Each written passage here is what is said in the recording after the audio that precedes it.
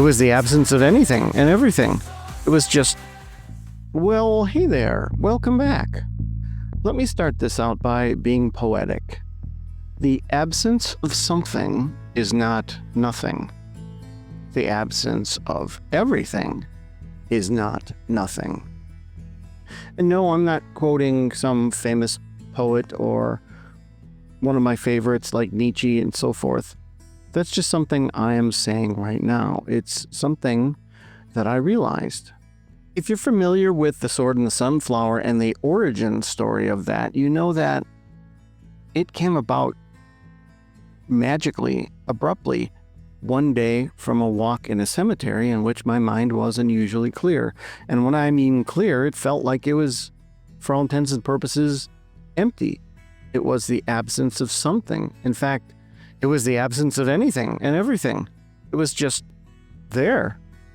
And as I've said in talks and so forth, if you are someone who overthinks or feels like you have a certain version of ADHD or autism, you may find that having a quiet mind is darn near impossible. That a few moments in which you have a clear mind like this is, as I've said before, Christmas. Multiple Christmases, a decade worth of Christmases. But the absence of something or anything or everything is still not nothing.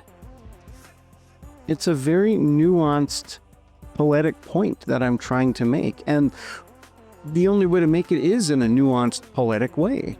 There's so much to what makes existence, and there's so much to what makes us, that even with nothing, there's still something.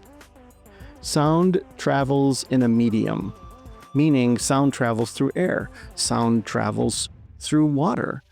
It does it at a different speed, but it still works. And sound travels through objects as well. And again, different speeds and so forth.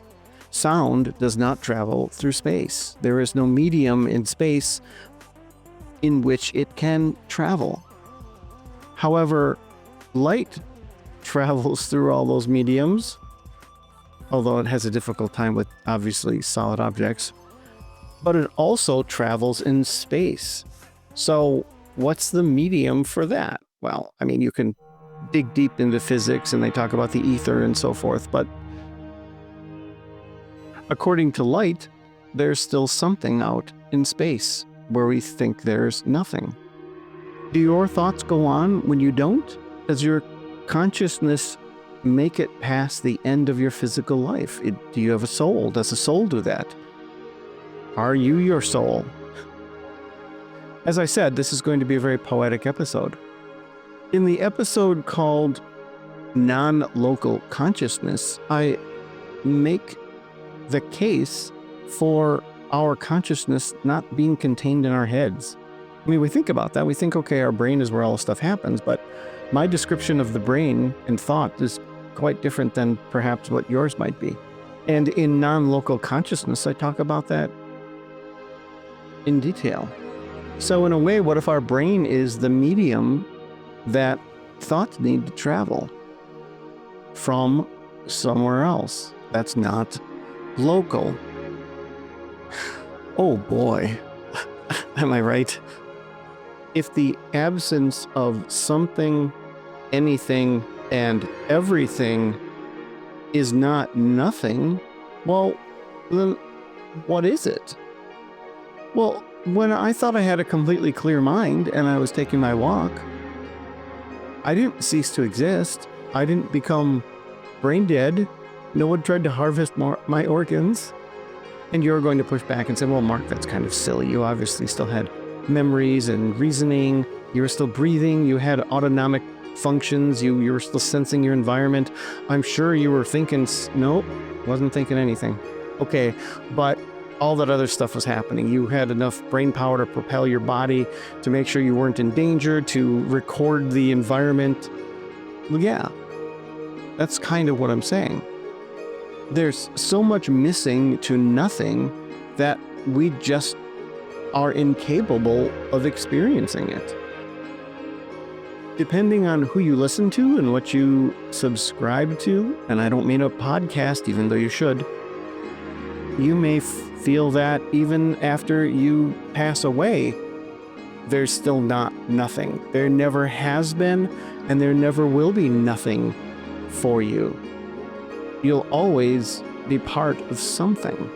It seems like nothing is as elusive as true love. It's as undefinable in a way. You might want to pause right now and reflect on what I'm saying before I get to the next segment. No, really, pause it. Okay, welcome back if you paused it. And why do you care? Well, first of all, it's fascinating to think about, isn't it? I mean, it's one thing to deal with time, energy, and resources and plan and so forth, but it's another thing to think about, the entirety of existence. But on a more practical standpoint, have you ever approached nothing, as far as at least thoughts? I mean, people say they're staring off into space, they're daydreaming. You drive for a while, and 7 miles later, you're like, I guess I was on autopilot. But in those cases, invariably, it's because your thoughts were elsewhere. They weren't non-existent. You want to talk about meditation? Have you already thought of that while I was saying this? Meditation, for some people, is the absence of thoughts. And there are people who will argue and say, well, no, it isn't. It's a serenity. It's something else. And there are some books that will say it's sort of a catch and release. And I think that's the easiest way to get into meditation, is to consider it almost like fishing. So clearing your mind, and when a thought comes in, you don't resist it and push at it. You go, okay, that's fine. It's here.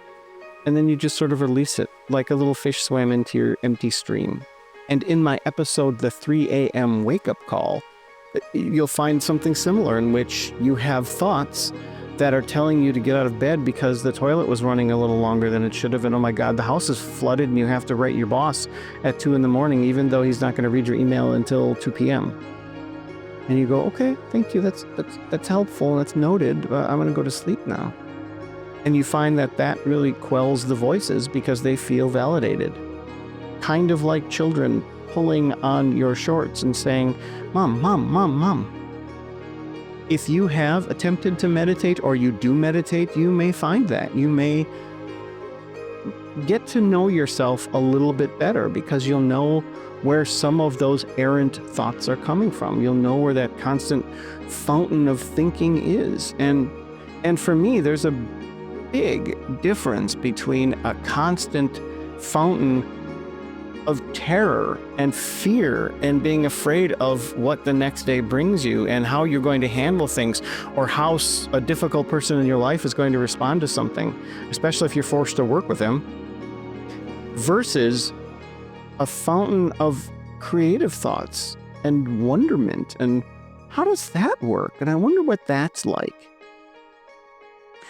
And perhaps that's the lesson here. Perhaps that's the direction at the end of this episode, is that even though we really don't ever get to experience the nothing, on the way there, we can at least be more in touch with ourselves and which fountain we prefer. Because there's far more of the former, the fountain of terror, the fountain of fear, than there is of the latter, the fountain of creativity and wonderment. And if you can get close to the nothing and pull back, perhaps that's when you can really lend a hand to that latter fountain and just enjoy it. I know I tried to do that. I fail miserably sometimes, but I do try to do that. Thanks for listening, as always. Take care. Living life every day, late at night, not okay. All I want, and I pray, all I need are some better days. Thank you for listening, as always. Go to markbradford.org to see all my author-related things. Go to Alchemy for Life to see coaching, speaking, writing, and this podcast. And go to Alchemy for Me to get a copy of Checkmark.